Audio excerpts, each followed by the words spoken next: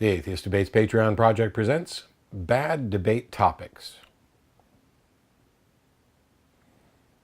So I don't do nearly as many debates as I'd like to. Ideally, I'd love to do one or two a month, maybe more.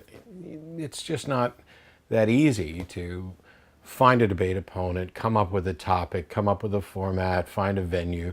And that's why I'm doing a lot of other things as well as debating and continuing to do the Atheist Experience TV show. But I work with a number of different organizations. One of my favorites, I've done a number of debates there, is the Bible and Beer Consortium.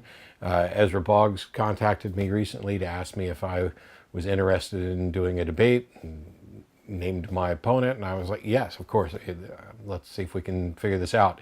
There'll also be, hopefully in the near future, a discussion with Ezra about Bible and Beer Consortium, about the process of debates, and it'll be a sort of a head-to-head between the two of us, but also showing why we can get along, why we value these sorts of discussions. So I'm happy anytime anybody wants to, put together a debate, but it's not easy. And there are far more requests than there will ever be debates. One of the things that happens from time to time is we can't agree on a topic for the debate. Now, I'm far more flexible than some of my friends are. I'll talk a little bit about topics that I have friends who just won't debate those topics. But today I thought I'd do something just based on this debate that's coming up in July. I was offered a choice of 3 topics. Now, I'm not stuck with any of the 3. I can turn them all down if I want to. I can say, well, let me propose a 4th, or let me alter this one.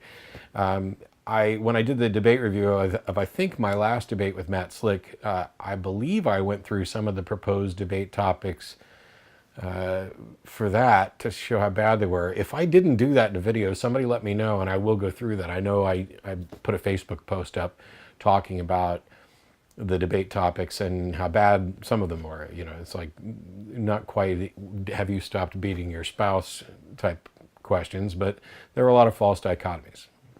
So the 3 topics that I was presented for this debate, I'm going to go ahead and read them out, and you can pause if you want to and think about it and see if you can decide which one, if any, I accepted and which I rejected and why. And then we'll go through and talk about that. And I know that there's going to be people who are saying, hey, Matt, come on now. I'm not going to be doing public debates. I don't need to pick topics. I'm here to get information about how to address these topics. Stay tuned. Because the truth is, every time you're having a conversation, there's a topic and it may change. And hopefully you'll get some stuff out of this about how and why I chose which topics I was going to do. So the 3 proposed topics were, number 1, can faith be rational? Number 2, does atheism have the epistemological resource to sustain science? And number 3, is strong naturalism the best position? I would play some music here, but you guys can pause and we'll just move on to figuring out which ones I accepted and which ones I rejected. Well, for most of you, it won't come as any surprise that I accepted the first topic. Can faith be rational? Now, I'm not going to go into great detail about the strategy for that actual debate, but I am going to talk about that topic briefly before I get to the 2 I rejected and why. I have a friend who I respect greatly who's done far more debates than I have. He's a bit of a mentor, and I know that he has said on a number of occasions that he would not debate the subject, is faith rational, or is theism rational, or is Christianity rational? And this is because for people who run in philosophy circles, there is a particular usage of the word rational by which, as long as something is internally consistent, it's rational. And so there's a worry that, is Christianity rational or is theism rational? And somebody gets up and presents a model of theism that is internally consistent, then all of a sudden they get to declare a win. This my model is, I'm going to call it theism, and it's internally consistent, therefore it's rational, and I win the debate. A lot of the objection to this comes from academic circles and thinking about debates in terms of winning or losing, or worse yet, points scored to collegiate team debates. That's not what I do. Debate's just the best word that we have for what I'd like to do, which is have a conversation about a subject. And so if somebody could put together a version of faith or theism that is viewed as rational on a technicality because it's internally consistent, I don't care. It doesn't matter. Hey, Harry Potter may be internally consistent. When we're asking whether or not something's rational, we're asking whether or not there's good reason to believe it. Now, the subject that I went with is faith rational, which we'll deal with in July of 2018. There's a lot of different ways to address it. Between now and July, I'll work up exactly what I want to say about it and how to address it. I'm not going to do it here. But it's a subject that could actually be improved by altering the wording a little bit, and maybe could be improved by defining our terms a little bit before we get to the debate. Right now, I'm considering whether or not I want to do that. If the subject of the debate is not the most critical thing to me, certainly there are bad ones. There are ones that I will avoid because there's no good way to get to something productive. But I think with a subject like is faith rational, we're generally talking about, hey, do we have good reason to think that, this particular doctrine is true, or this method, if you want to view faith as a method for determining the truth. Is it rational to make decisions based on faith? And we'll probably address it from a number of different angles when the debate comes up, but I am at least optimistic that there will be a good discussion there that will draw some people in and give people my thoughts and my opponent's thoughts. But there were two topics that I rejected. So let's take a look at them, why I rejected them, and how this is relevant to non-debates. You've got to pick out your topics. What the hell does that have to do with me? So the second proposed topic, which I'm going to read just to make sure I got it right, does atheism have the epistemological resource to sustain science?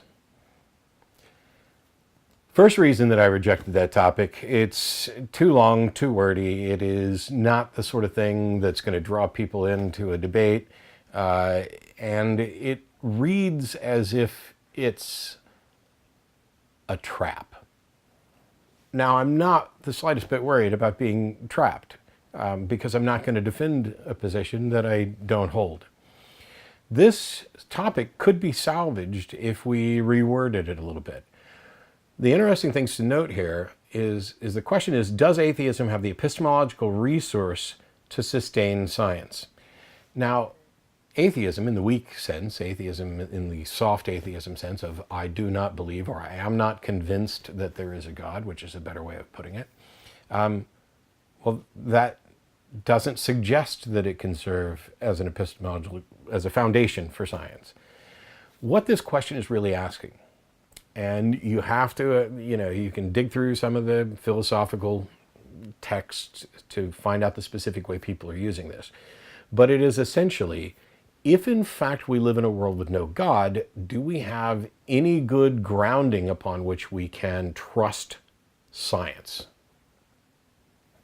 That's really what it's asking.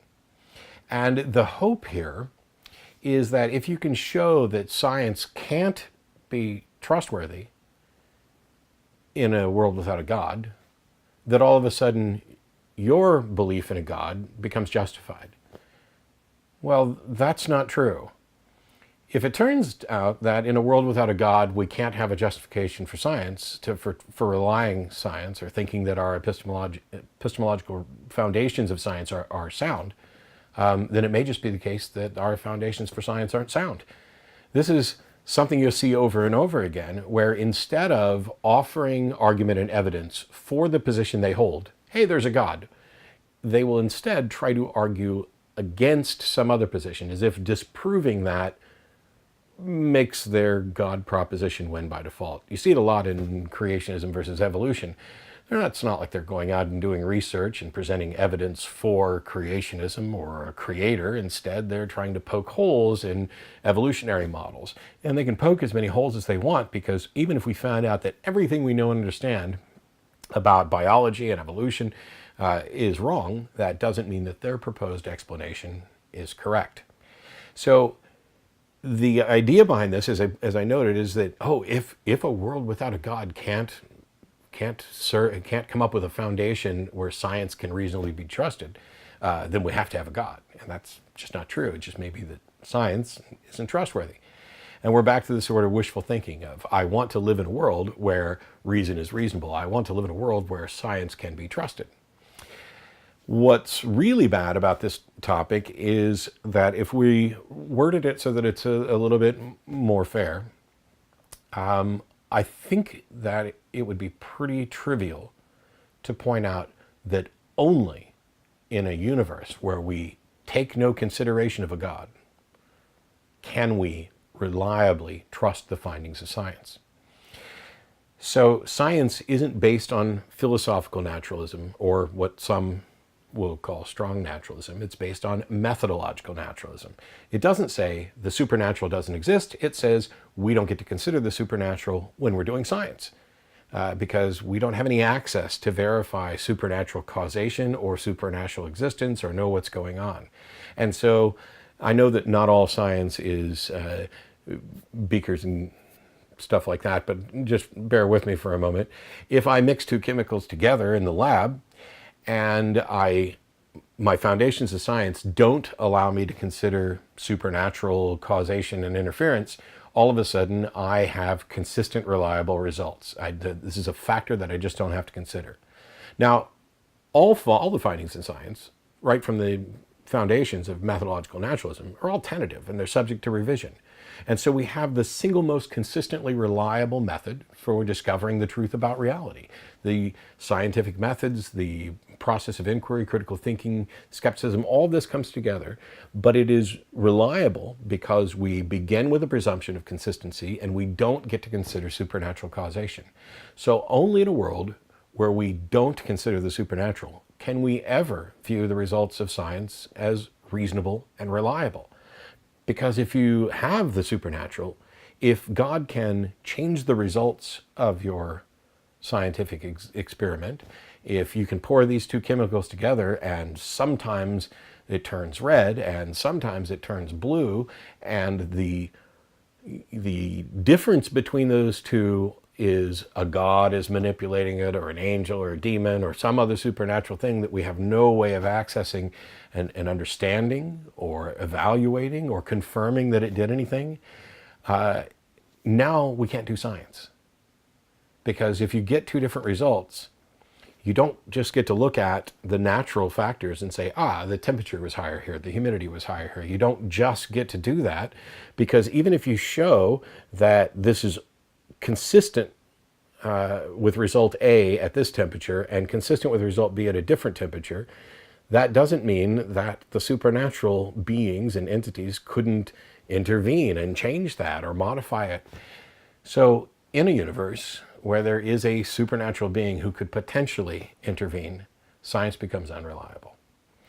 That debate topic, which I think is an interesting topic, let's get to the foundations of reason, let's get to the foundations of science, but it's worded in such a way, does atheism have the epistemological resource to sustain science? It's not just worded sloppily about the foundations of science, but to sustain science. Like, how can you keep doing science when there's no God? I don't know how you can do science when you believe in a God, because no matter how consistent you get of a result you get, always in the back of your mind you have to go, well, maybe if I'd have prayed harder, I would have got a different result. Maybe if God had wanted this to turn out a little bit different, it would have. So you don't get to a very high confidence level. Now, I'm not somebody who advocates for absolute certainty at all. I'm not convinced that you can be absolutely certain about anything. But I've talked before about maximal certainty or maximal confidence, where things that are derived from the foundations of reason, identity, non-contradiction, excluded middle, directly leads to mathematics. Mathematics serves as a cornerstone for physics, and then you get to hard sciences, and then you get to softer sciences, and it's about inference and induction.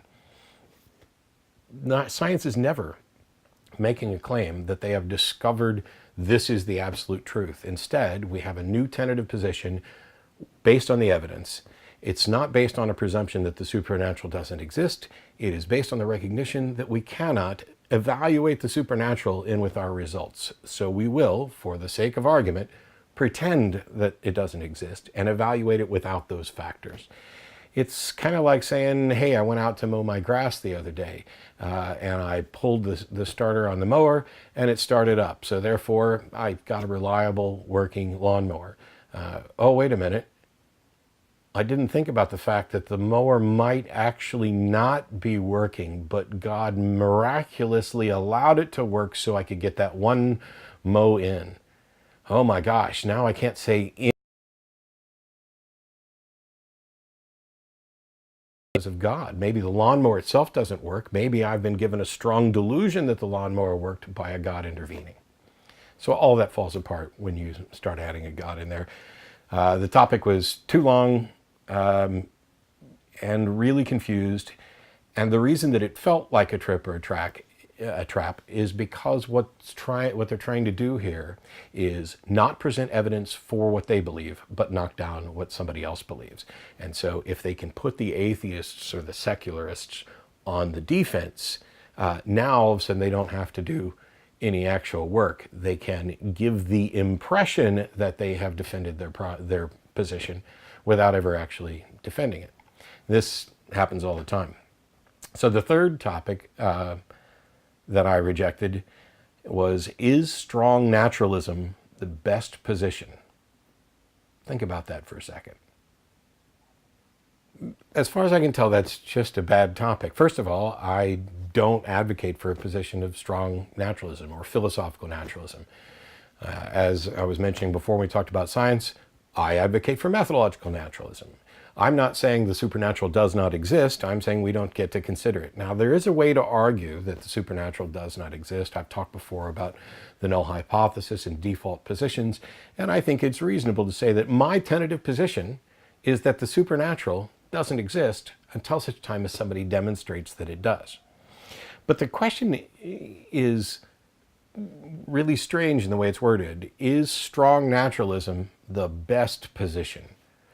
Well, best in what respect? It implies that we're only talking about naturalism versus supernaturalism. In which case, if there's two, then wouldn't you just argue about which one is better? But I don't care so as much about which one's better as I do about which one's more likely to be correct. Maybe that's what the question means. Is strong naturalism more likely to be correct than what? Than all the other ones? Does that mean that in defense of strong naturalism, I have to talk about all other possible models where there's, mixes or not? Or do I just have to make the case for why strong naturalism is what? All we can do? As somebody who's advocating for methodological naturalism, it doesn't make sense to put me in a position where I have to defend something that isn't mine. That would be like me saying, I'm going to debate this theist, and he is a Catholic, and I've decided that I want to have him defend the proposition that Jehovah's Witnesses are the best Christians. I don't even know if he holds that position. The reason this doesn't come up, this obvious flaw here in thinking isn't recognizable to most apologists, is because, if you're an atheist, then you have to be a strong naturalist. And in some connotations, I am, as I was noting, that you can say this is my tentative position until such time as there's other evidence. But they still have in their mind that, yes, it's true, either there is a God or there isn't.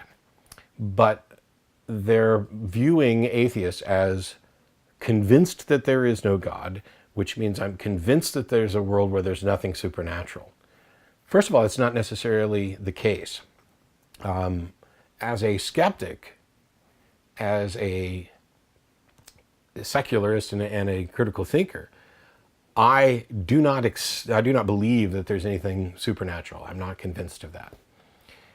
That said, there are atheists, as much as people might not want to talk about it, who have all sorts of superstitious and supernatural beliefs. Oh, they're not, they don't think there's a God or any of this, but maybe they believe there's, some kind of karma or a hive mind, universal mind, we're all connected, etc. So it's a bit presumptuous to,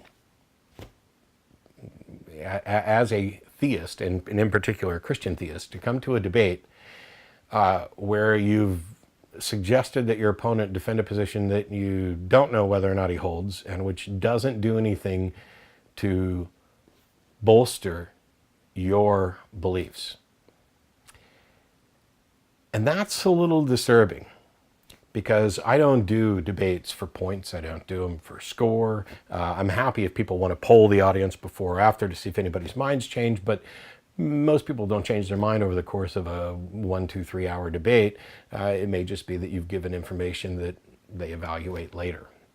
And we know that these sorts of conversations do change people's mind. But we also know that the best way to, or I think we can argue that the best way to have these sorts of conversations is to make sure that we're engaging with each other openly and honestly, and that we are defending the positions that we actually hold. This is incredibly frustrating for apologists. And this is where we get to the point of why bad debate topics matter to people who aren't going to be in a formal public debate. So first of all, you, in conversations, are always talking about some debate topic. It may not be spelled out, it may not be clear, but you can watch for people trying to saddle you to defend positions that you either don't hold, or if they're indefensible, if they turn out to not be true, it doesn't tell you anything about whether or not your opponent, your interlocutor's position is correct. If you can poke all kinds of holes in evolution, doesn't tell you whether or not creationism is correct. You can point out that atheism doesn't serve as a foundation for science,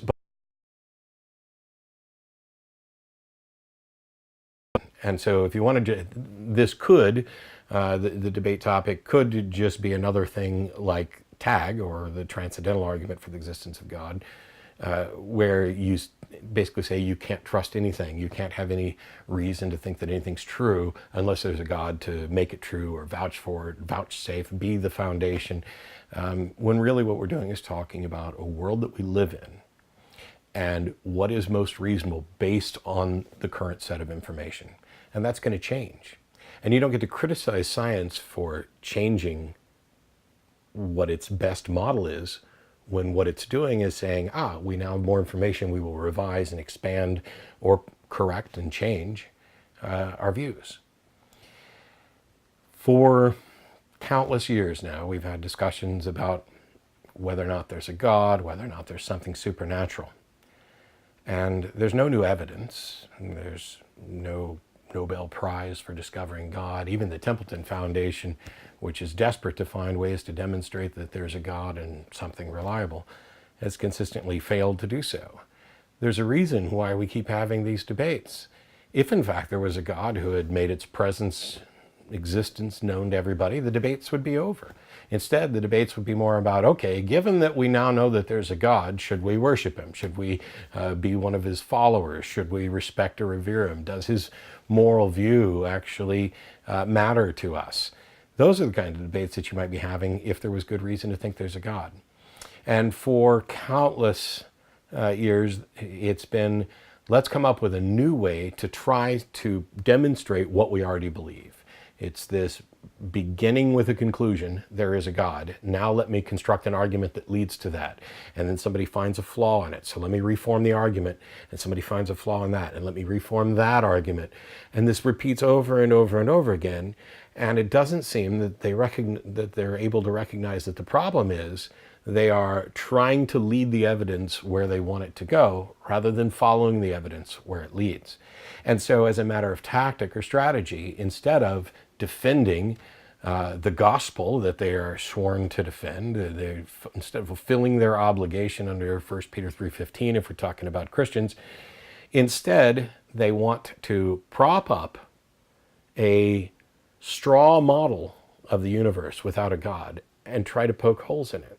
Of, if there is no God, then I don't see how you could possibly have a foundation for morality. So we have that discussion.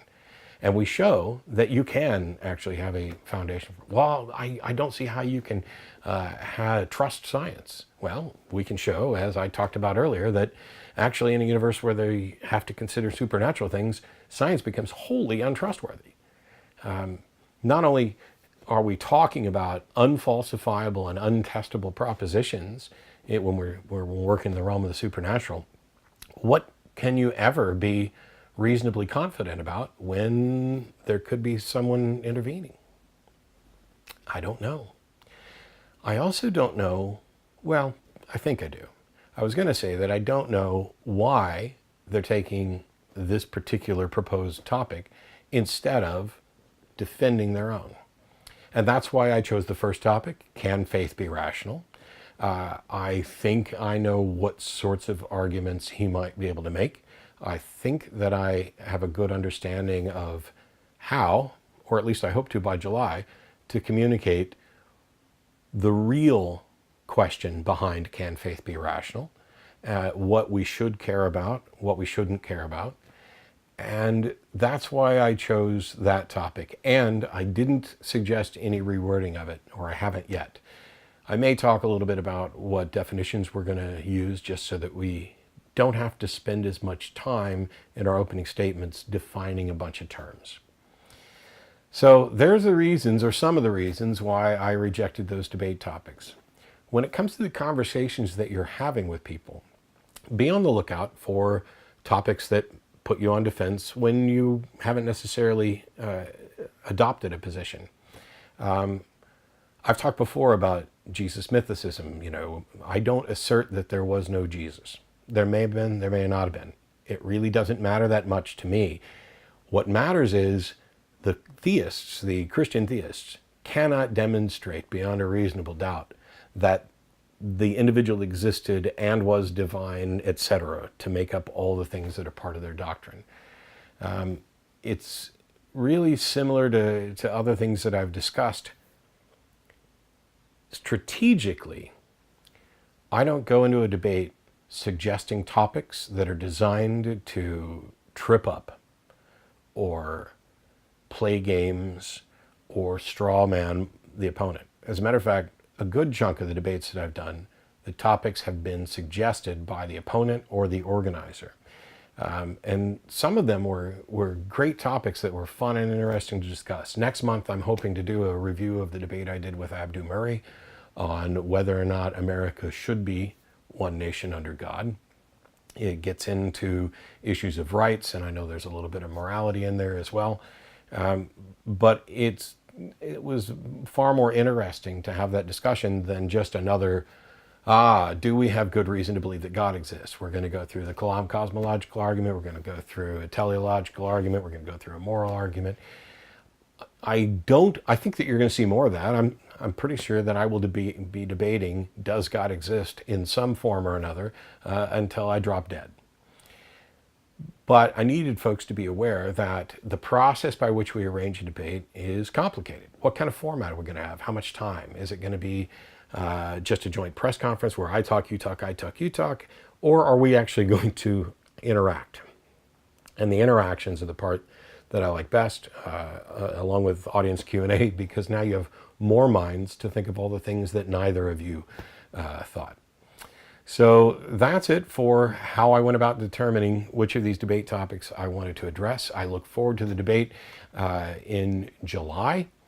And I know that probably one of the first questions I'm going to get is, okay, so you've said this, you're going to have this debate in July, and it's Bible and Beer Consortium and blah, blah, blah, but you didn't say who you were debating. At least I don't think I did. It's Dr. John Mark Reynolds, who I'm not very familiar with, but his name has come up many times with people saying, oh, you should debate this guy. And by and large, I'm happy to debate almost anybody. I mean, especially if they're, considered thoughtful, if they are open to a conversation. I don't care what their credentials are. I don't care how big their church is. It's all about, can we have a good conversation? And picking the debate topic is probably the first step towards being able to have a good conversation. So we look forward to that debate in July. I'll have more videos coming up for you soon. Thanks to everybody who's supporting, and there'll be a link at the end on how you can support videos from this Patreon project, focusing on debates. Think about the topic, even if you're not in a public formal debate. If you're having an argument, a conversation with somebody, double check from time to time, what subject are you addressing? Has it changed since you started the discussion? And is there a way to point out what has or hasn't changed and make the conversation productive? Try to have an audience whenever you can. I'm not opposed to one-on-one discussions. I don't have the time for them anymore. But if it's possible and you're comfortable, it's always good to have some audience, even one or two. If you're sitting around at dinner and you're having a discussion with somebody and there's other people at the table, the other thing to be considerate of is, do those other people want this conversation going on now? Because if you are constantly pushing a conversation that pretty much nobody but you wants, it doesn't matter how good your arguments are, how good your evidence is, you just look like kind of obnoxious, and you can turn people off, because the debates and discussions aren't always about who has the best argument and the best evidence. There are aspects of theater, there are components of personality conflicts, and the topic that you're talking about can really be a waste of time if the definitions aren't clear, if it's not fairly addressing one position versus another. And that is something that we should all consider, whether we're getting ready for a debate or going home for the holidays to argue politics with our relatives. This video is made possible by supporters of the Atheist Debates Patreon project. You can find more information and add your support at patreon.com/atheistdebates.